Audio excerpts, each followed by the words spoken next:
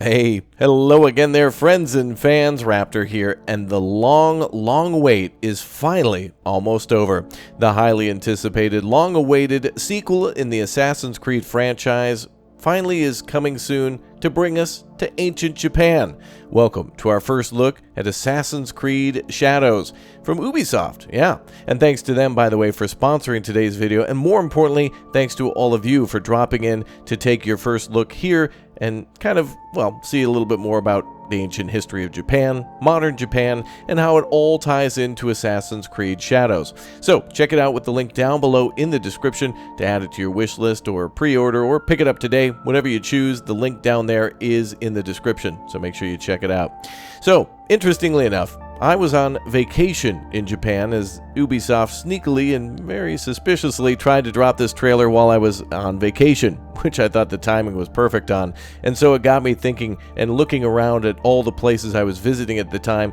to how ancient temples, castles, and shrines and bridges can all be brought together into this game because, well, even though they're thousands of years old, they were there back in the day, and they're of course still there today, although they're next to a convenience store nowadays and or a train station or a baseball field. It's really cool to see how conservative Japan is and protective of their history and of course their structures and ancient samurai armor and whatnot, and still put that on to display today and have rebuilt these things through many a war and disaster and fire and whatnot. And I think Assassin's Creed, now that it's going to have a dual protagonist for the first time, it's interesting because we get to compare modern Japan to feudal Japan, and we get to compare a samurai to a ninja or a shinobi, and that's going to be a very cool thing to see as we explore the world on foot or on horseback, or jumping from rooftop to rooftop for the first time in feudal Japan. And I really couldn't be more excited, to be honest with you.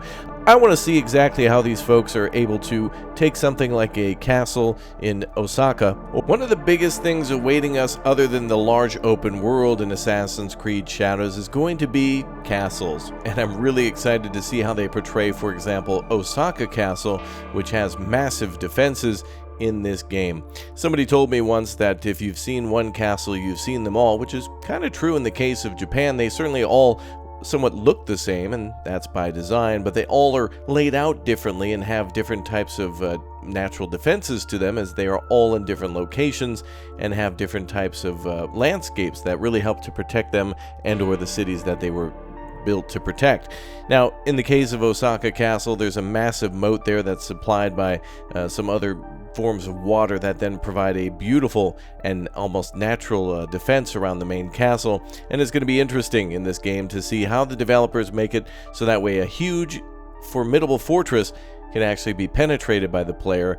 like things of sewers and climbing rocks and getting in through windows and whatnot. I always love how developers have to make these beautiful structures that should be almost or untouchable and insurmountable, but yet, yeah, you're going to be able to get in there, and that's always cool. It's a little bit of a puzzle for us. Now, when it comes to locations like Kyoto, which will also be featured in the game, that's probably where we're going to see some really cool shrines and more like temples and kind of more religious structures like pagodas, and those could show up anywhere, not just necessarily in Kyoto, but it's going to be really cool to see massive castles, a massive open world, and then all these shrines that could probably be seen from a distance, and so you could almost identify where you are by just looking at some of the landmarks off in the distance. And I really want to explore these things and see exactly how we are able to get into these structures and then try to be stealthy and take out all the guards and really know them like the back of your hand and get to revisit them from time to time. And that's what's fun about these games with their replayability, is that no matter how many times you play, you always find something new. There's always some new room or a new way to do something. And with a massive castle, that then will have other types of buildings like barracks and officers' quarters and other gates and other layers to the walls, and I'll put some of those up on screen throughout this whole segment of all the different temples and shrines and the castles too. You can just imagine that there's pretty much everywhere to hide and nowhere to hide, depending on what the lighting is like, what time of day it is, what season it is too. And yeah, it's going to be really cool to literally fight guards on the walls and in the hallways, and I'm just really excited to see what kinds of weapons we get access to and different types of combat techniques. Again, those dual protagonists do a great job of trying to really make it so that way one character is not unstoppable or just too powerful, but that you're actually getting access to different techniques, a huge range of techniques for one character, and then a huge set of techniques for another. That includes different types of weapons, and interestingly enough, that means different types of armor too, like for the samurai. And that's something we're going to talk about very shortly, is all these beautiful castles that I've been talking about in Japan, like for example the one at Odawara, which was the final castle to fall in the unification campaign of Japan, which that's kind of what this game is all about, has armor on display as well as private collectors too. And so we'll talk about all those things as we continue to talk about Assassin's Creed Shadows. Let's start talking about that armor and more about the ancient history of Japan and its people. So when it comes to the beauty of temples and shrines, pagodas and castles, like I mentioned, those are all pretty much open to the public, and or some of them are museums where you're charged to get in and then are able to look at all the different types of displays and exhibits that they have on how they built the castles, or in some cases actual armor for samurai. And a lot of private collectors have a majority of all the samurai armor and different types of weapons that samurai had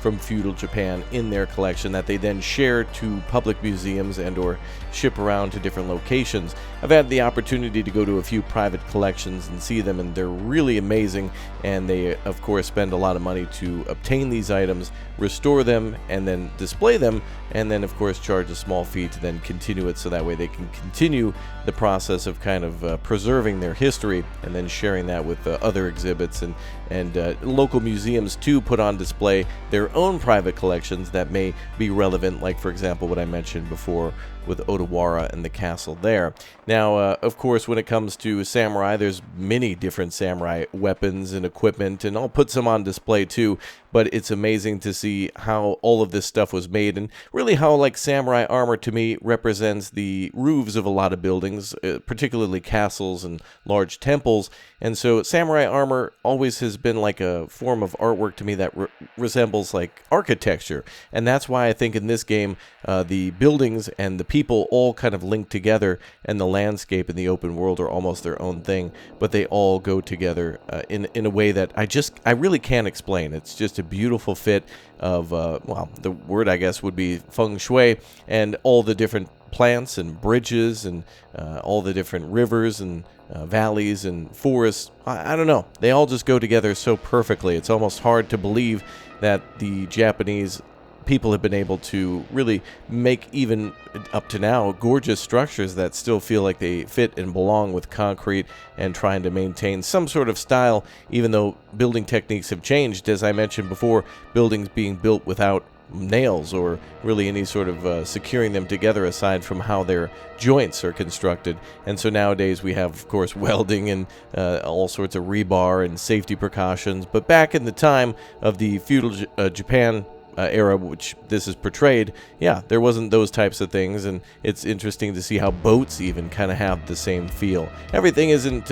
I don't know, it's all united, and that's one thing that I hope to see in Assassin's Creed Shadows 2, where the docks and the boats and the castles and the houses all look like they're kind of sharing the same theme, and not just a theme of, oh, that's Japan, but a theme of history. And that's something that I think will be captured very accurately here, as the different types of architecture. They've done a good job in their trailer and in some of the footage that you're seeing here of showing how they've kind of tried to tackle that, not just make it like it's to make it look cool, but that there's actually some sort of reason behind these things, and they've captured that beautifully in a lot of their artwork and key art, and I'm happy to see it, and I'm really excited to explore the world. I haven't seen it myself yet. We've seen a lot of great images of the game, a lot of great presentation, but pretty soon we'll get our chance to take a look at it, and I'm really excited to see how all of the things that I've seen in real life are then portrayed in a video game, and then of course modified, so that way it's certainly a lot more interesting to play and leap around and jump around. Well, leaping and jumping, I'm excited, jumping for joy for this one. If you are too, again, make sure you hit that subscribe button, and we'll see you very soon for more Assassin's Creed Shadows. Thanks again, everybody, for watching. Thanks to Ubisoft for sponsoring, and we'll see you all next time. Thanks again for hanging out and being a part of all the fun.